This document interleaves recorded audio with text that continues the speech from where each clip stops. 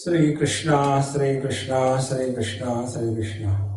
Gurur Brahma, Gurur Vishnu, Gurur Devo Maheshwara, Guru Sakshat Param Brahma, Tasmai Shri Gurave Namaha, Tasmai Shri Gurave Namaha. We see in this world what we have decided to see or what we have chosen to see. We hardly see the things as they are. And so is the case when we study Bhagavad Gita, everybody sees differently. For example, if you take Bhagavan Shankaracharya Maharaj, he will say Bhagavad Gita talks about knowledge. If you take Madhvacharya Maharaj, no English. He spoke in English. You still have the liberty, Swamiji. English, Hindi, anything you are comfortable with? Yes, I am comfortable in English. See, youngsters is my main audience. So, the Madhvacharya, when he spoke about Bhagavad Gita, he saw devotion in that. In the same manner, we all have liberty. As I was given, I got liberty. So I have taken my liberty. So, I have seen in Bhagavad Gita only happiness. See, friends. Once I was on some stage, there were about half a dozen Mahatmas and all traditional big jata and one kamandalu and then some sevak with them. I have nobody with me. I am a freelancer. So, and then when the Mahatma sit, they will be putting the asan and on that Mahatma he will sit with a grave face as if he is going to be hanged after 2 minutes, like that, all grave. And when I finished my talk, one elderly Mahatma, that time I was pretty young, now I am also old. So, that elderly Mahatma told me, Dekho beta, you should not talk so lightly on Gita. Gita is to be spoken very seriously. So I said, okay. The simplest way to deal with the elders is never argue. Simply say yes.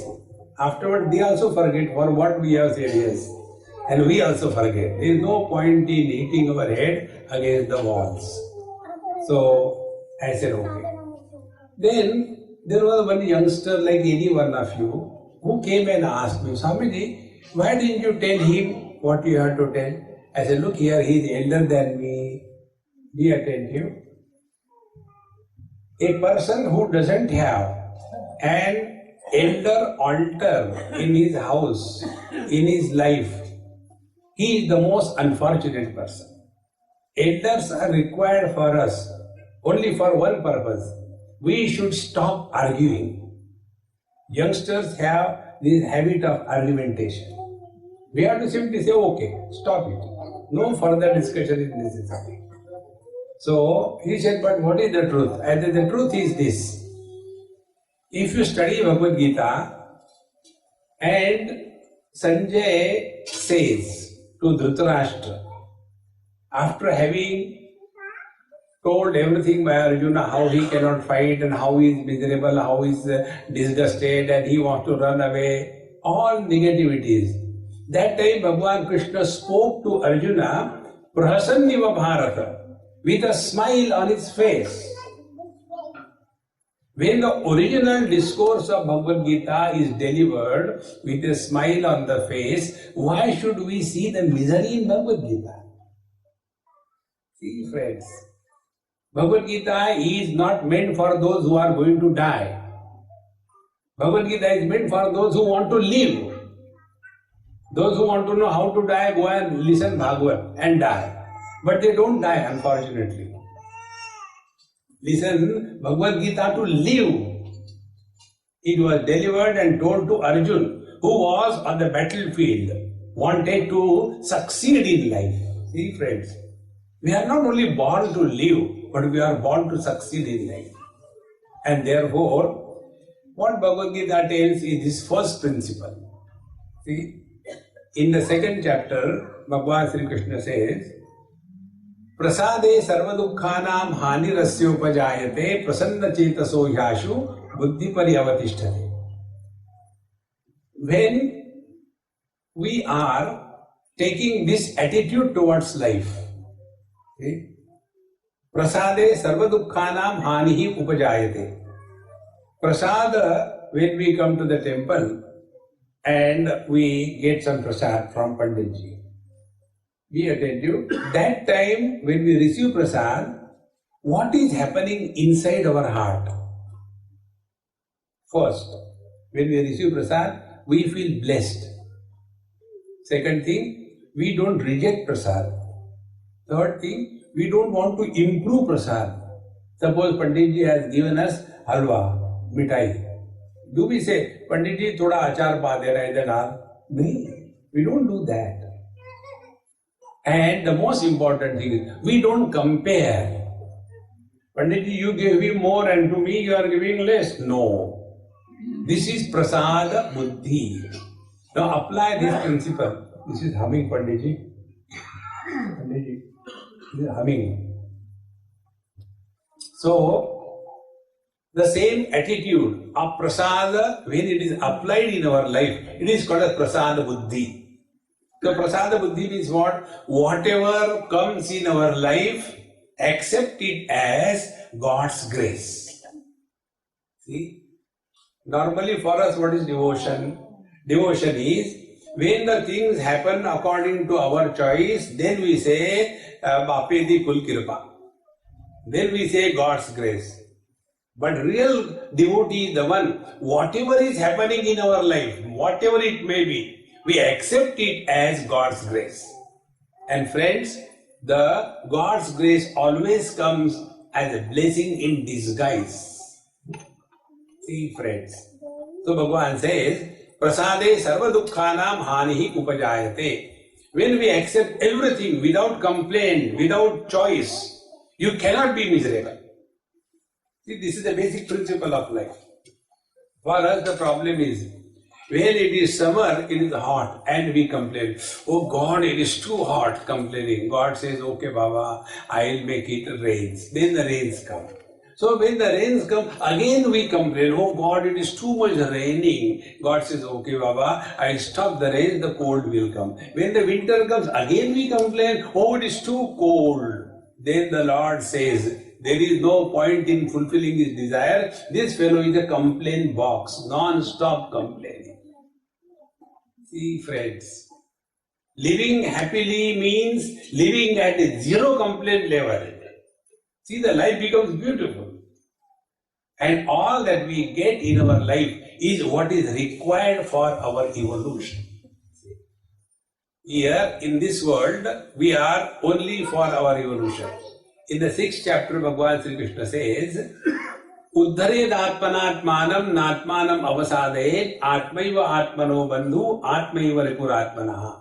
We are in this world for our evolution. Don't worry about the world. See, God who has created this world, He knows His business better than we can think of.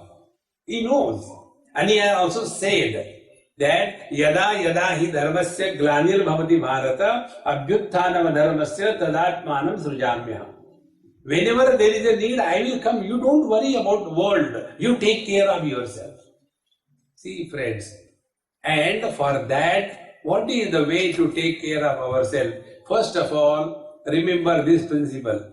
Whenever we live at a zero complaint level, we will be at peace with ourselves.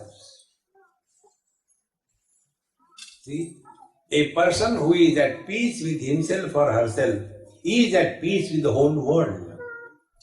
A person who is at war with himself, he cannot be at peace with the world. And such a person is called a prasanna chetas. He is cheerful and happy. And prasanna chetaso yashu buddhi pariyavadhishtita pari paramatmani. So the person who is cheerful and happy, he alone can think about God. Be attentive. A person who is miserable, even if he is in front of the God, he will not think of God. He will think of the misery. And this is what we do. When we come before the Lord, do we say, "Oh Lord, remove everything from my head, from my heart, and let me surrender 100% unto your desire. I have no desire, no complaint, I want nothing." No, our prayers are different. Our prayers are signing an MOU, Memorandum of Understanding. "Oh Lord, you have got infinite powers." Bhagavan says, "Yes." "I have got infinite desires." Bhagavan says, "Yes." Why not we do partnership? So, my infinite desire and your infinite powers, when they are contributed together, your powers are not wasted, my desires are fulfilled. This is not devotion, friends. That is why if you see our Bhagwan Ram, Bhagwan Krishna is hidden. Bhagwan Ram, you see, his hand is like this. What is telling? Enough of demanding, enough. Whatever is given is enough for you. See, friends, instead of asking constantly, let us focus attention on our own being. And focusing attention on being is called as spiritual practice. Now, when a person thus remains cheerful and happy, then alone he can merge in the God, in the reality, in the absolute truth. And then we come to know, like many of us ask this question, "Swami ji, Bhagwan ke darshan kab hoge? What will you do thereafter?" Imagine one lady asked me this question in India, "Swami ji, when will I have God's vision?" I said, "Imagine, Mama, I am God. You see me. What will you do next?" "Next, I will do japa. Hare Ram, Ram Ram, Hare Krishna, Krishna Krishna, Hare Hare." Then continue now. Because afterward you are going to do this. Friends, God realization is defined by Bhagavan Krishna again in Bhagavad Gita. See, these are very simple things. First, जितात्मनः प्रशान्तस्य परमात्मा समाहितः शीतोष्ण सुख दुःखेषु तथा मानापमानयोः. Paramatma Samahita means Bhagwan will get. The God is gained. You have had the vision of God. Under what conditions? Only two conditions. First, Shitoshna Sukhadukkeshu Jitatmanaha. He whose equipoise, equanimity of the mind remains uncorrupted under any set of conditions, whether joy or sorrows, whether heat or cold, whether loss or gain, he whose mind's equanimity is maintained under all conditions, he is living in God. Paramatma Samahita. And second thing is Manapamanayoho Prashantasya. In this world, from the things we get joy, sorrows, etc. And from the people we get honor and dishonor. Normally what happens? When we get honor, we become so excited that our balance is lost. Or when we do not get the honor what we demanded, then also our mind gets disturbed. Bhagavan says, Manapa Manayoho Prashantasya. He whose mind's equanimity is not disturbed because of honor or dishonor, he has realized God. These are the two things. Don't have the notion, after death you will have vision of God. If you can have vision of God now and here, that is the truth. If you will have afterwards, in that period of time, it is an illusion. And for that, the practice is told in Bhagavad Gita, the first principle, that let us take every event of our life as specially designed for us. We spend so much of money for the designer's clothes, isn't it? Our life is specially designed by God. Now see, be attentive. You all know, in Bhagavad Gita, Arjun asked Bhagavan Sri Krishna to take the chariot between two armies. Now, this particular principle, if you understand it clearly, all the problems of your life are dissolved. There is no problem left.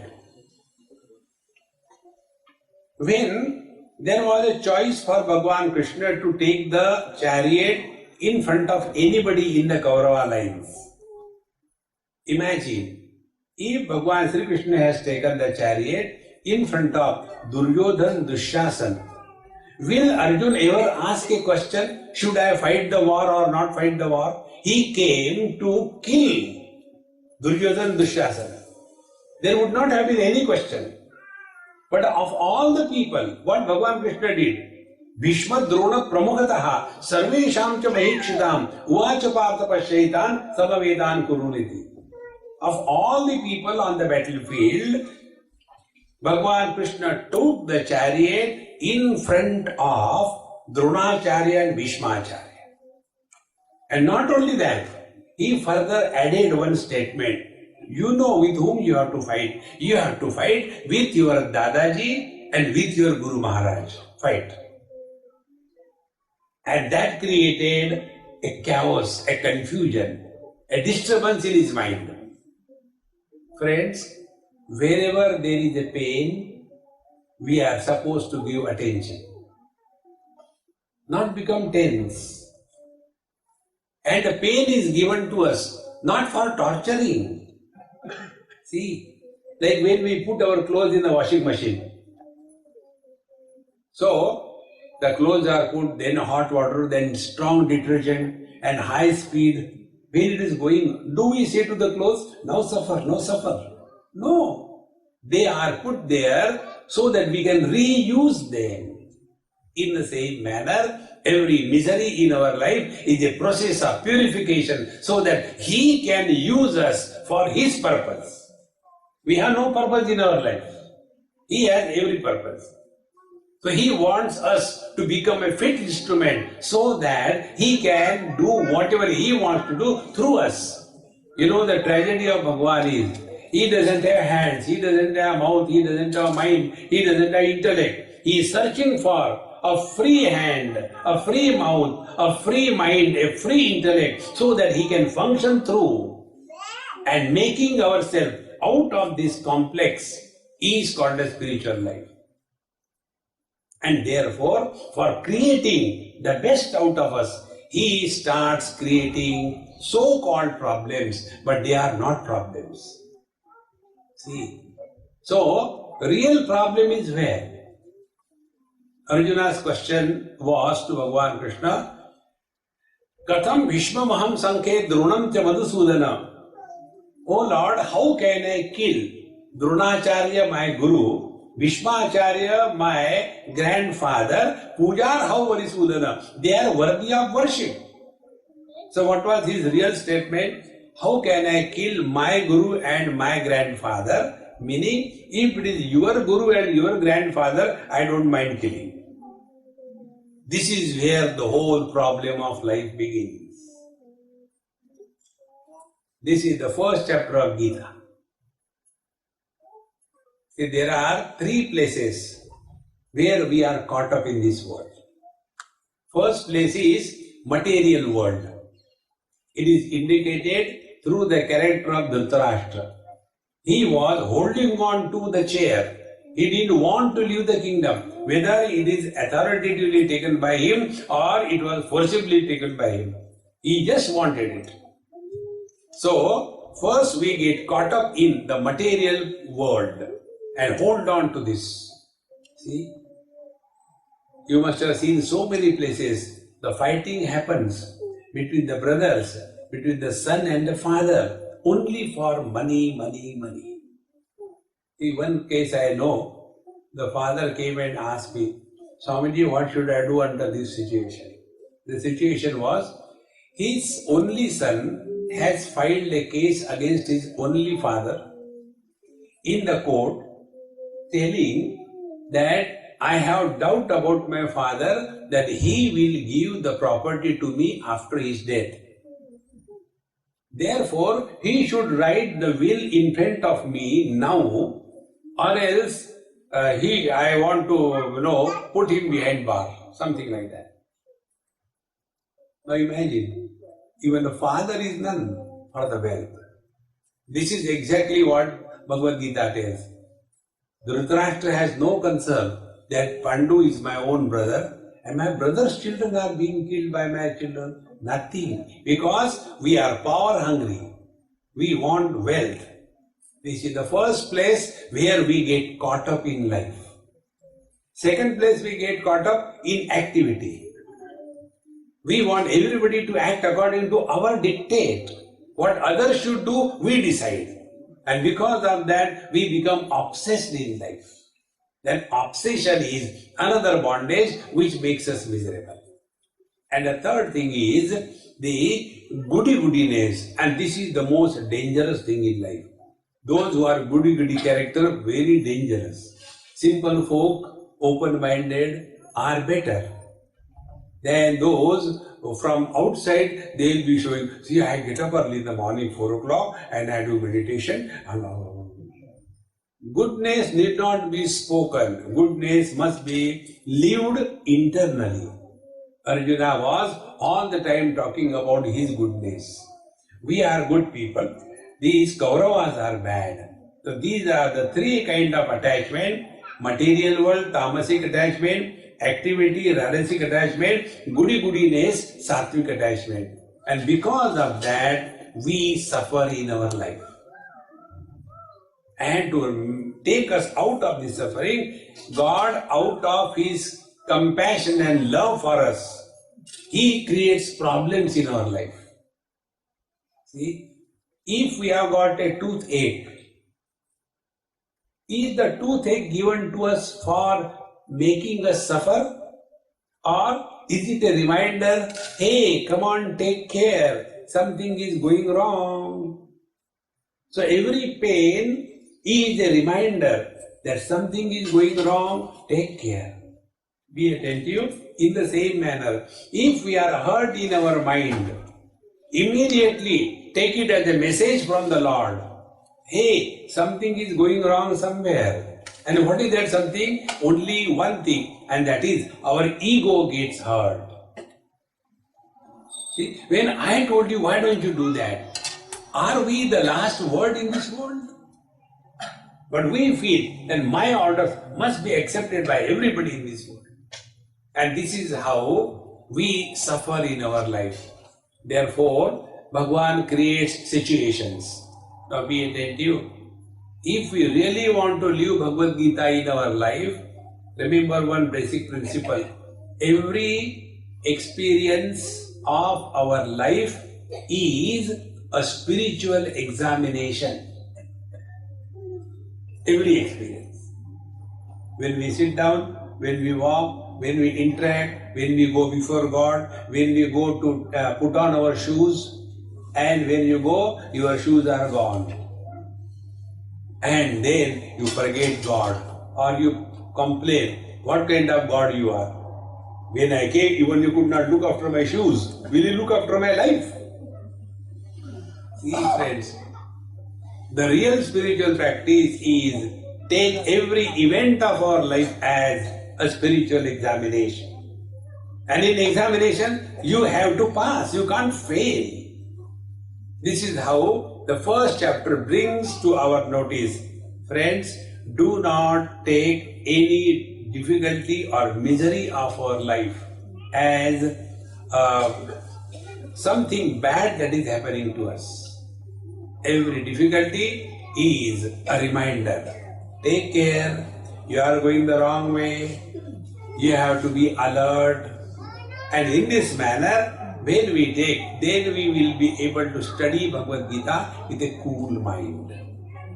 And the first step, Bhagavad Gita tells, the disease that is discussed in Bhagavad Gita is called as, we have got dysentery, diarrhea, cancer at the body level. In the same manner, the disease at the mind's level is called as mamata, asha, akanksha, apeksha. There are people who name their children and wife as mamata. It is a disease. It is not a healthy condition. And this mamata is creating all the problems in our life. See? So, this mamata can be sorted out only by one technique. And that technique is called as samata, equanimity. So, if you take all the topics discussed in Bhagavad Gita, whether it is the first chapter Arjun Vishada Yogo Nam, second chapter Sankhya Yogo Nam, third chapter Karma Yogo Nam, take all the 18 chapters. In all the 18 chapters, this samatha is emphasized.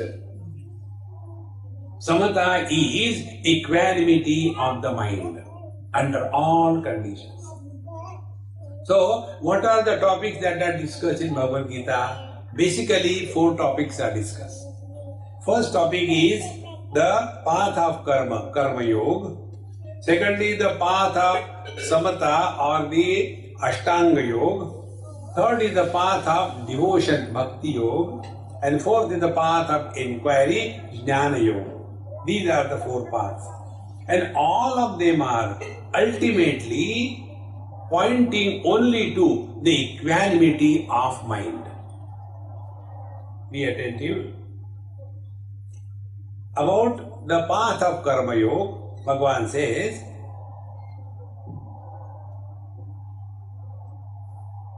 samatvam yoga uchyate. Siddhya siddhyo samo bhutva samatvam yoga uchyate. Remaining equanimous, whether we succeed or whether we fail. Because whenever we do anything in life, what are the possibilities? One possibility is we will win or we are defeated. When we win, we gain. When we are defeated, we lose. When we gain, we are happy. And when we lose, we are miserable. Now Bhagavan says,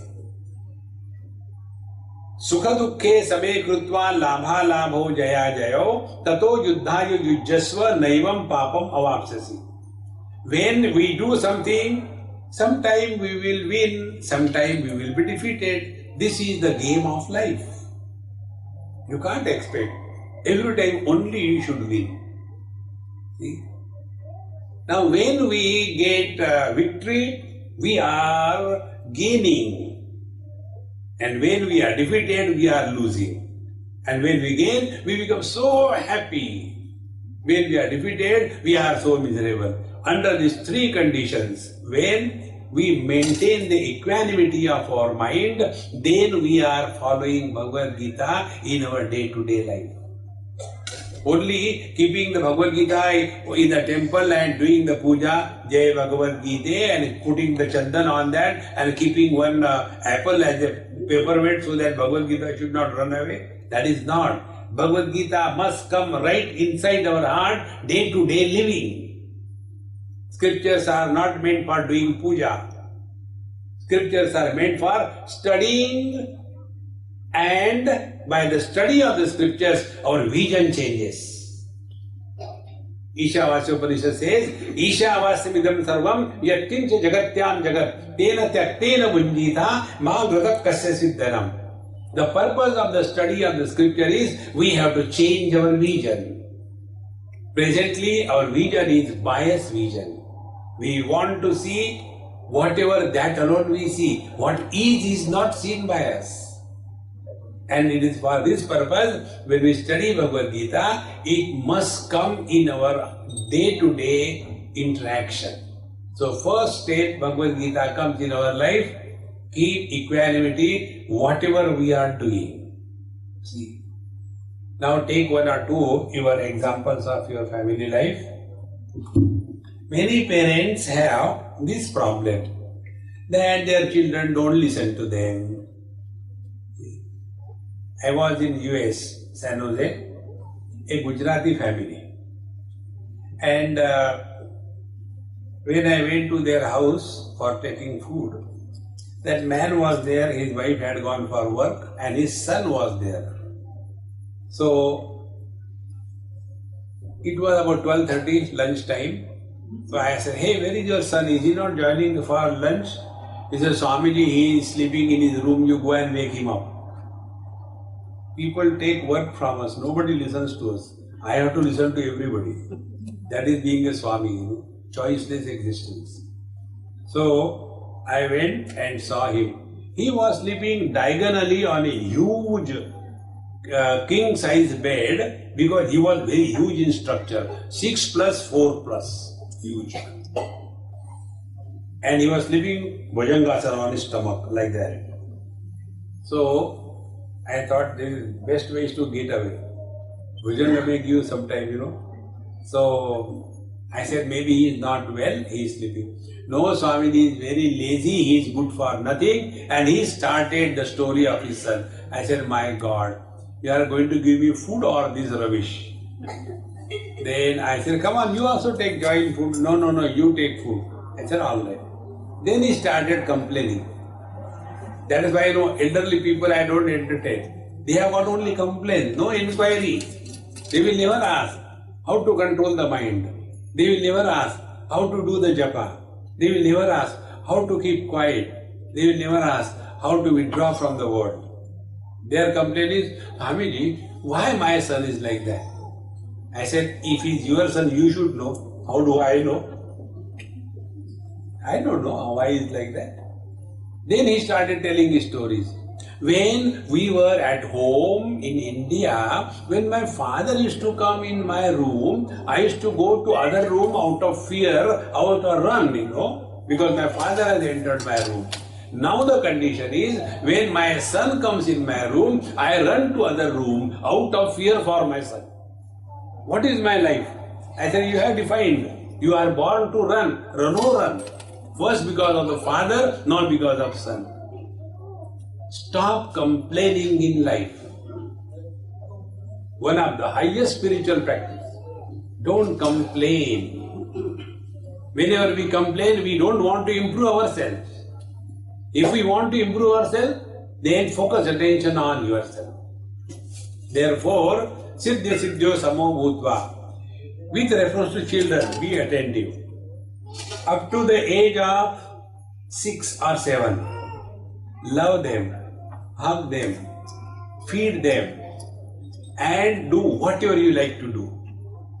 After the age of 7 to 13, discipline them, give them values, make them responsible, let them learn to take decisions, let them learn how to do their bed, how to lift their plate, everything. After they have crossed 13 to 19, then don't baby them. Thereafter, give them the ambition, the success, the dynamism, the goal. That should be given. After they have crossed 19, deal with them as a friend. Our children go out from our houses only because they did not find friends in their own house. If our children find friends in their own house, they will not go to clubs, they will not go to the discos, they will not go to the wrong places. But what happens, we typical Indians, we consider our child, one person in Charlottesville in US, he attended my satsang and he came, very elderly man, must be about 75 or so. He came, Swamiji, please tell me what should I do. I said, take Bhagwan name and forget, don't disturb me. He said, no, my son is very angry, he shouts at everybody, what should I do? I said, what is his age, 3 years or 4 years? No, Swamiji, he is 65. Now that father is complaining about his 65-year son, that he becomes angry. He shouts at me, he doesn't listen to me. What should I do? I said, if you have got little bit of self-respect, go back to India and live happily. Don't hold on to anybody. The thumb rule is, keep distance and be close. But we remain close and keep distance.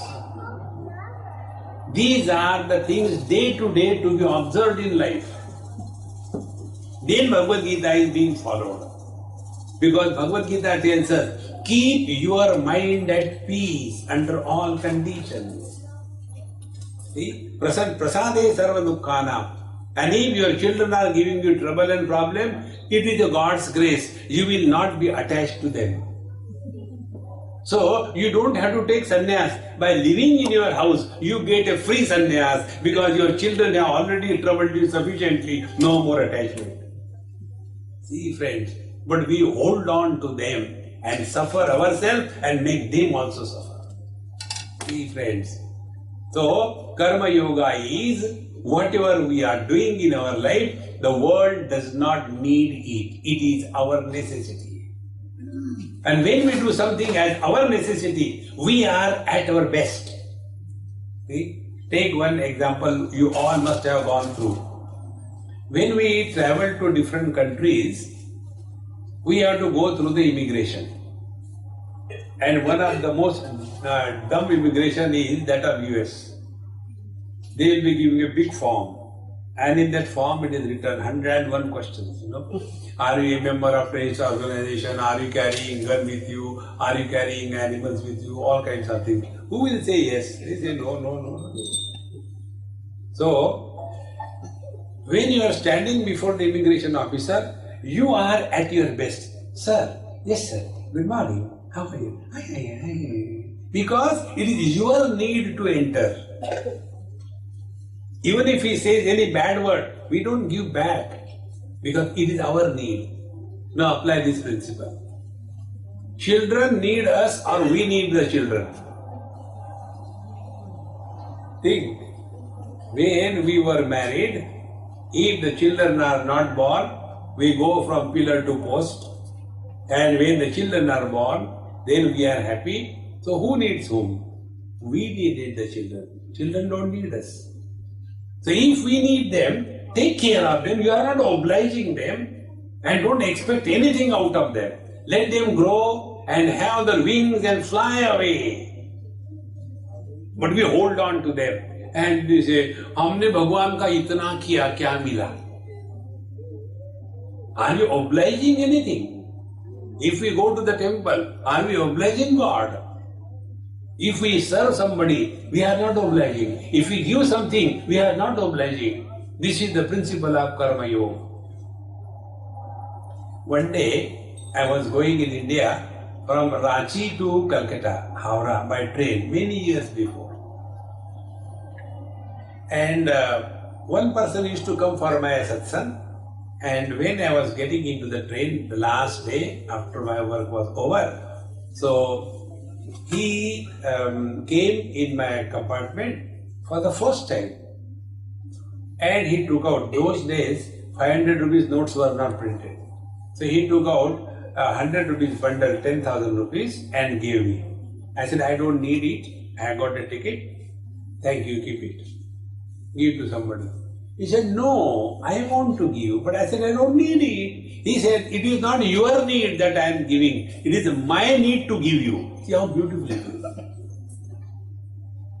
Whenever we do something, if you keep this principle in life, world doesn't need us or any of our action.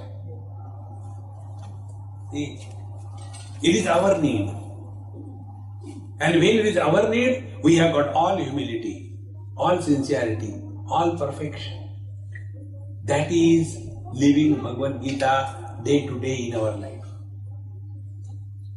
Otherwise, we have got that arrogance. I have given this donation, I have done that thing, I have done so much. Who needs? Friends, when we were not in this world, there was nothing lacking.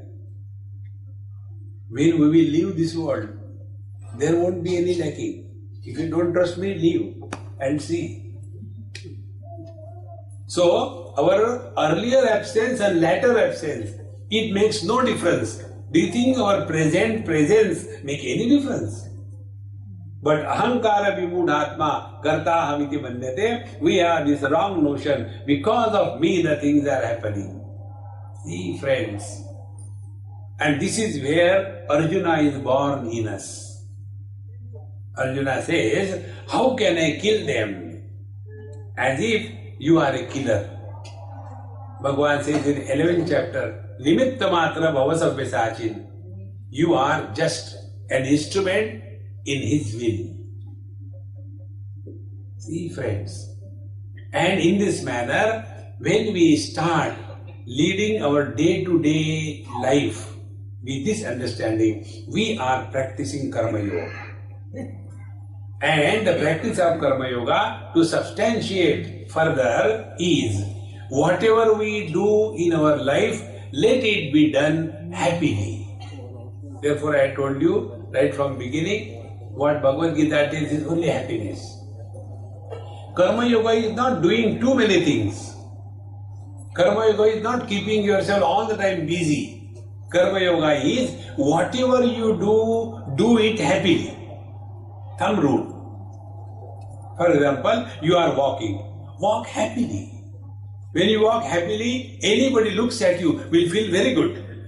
But if we are walking, like a dead person, like a, somehow drugged and all that, frustrated, looking somewhere. No. When you dress happily. When you come to the temple, we must be properly dressed. Not somehow we are going to oblige God or what. Let every expression of our life express happiness.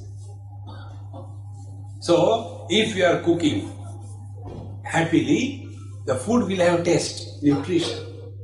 Why our langar's prasad is so tasty? Because all the volunteers who come here, they are doing it happily. And the same lady, when she cooks at home, I don't know how many times I had to do. And then in their own house, they suffer from digestion problem.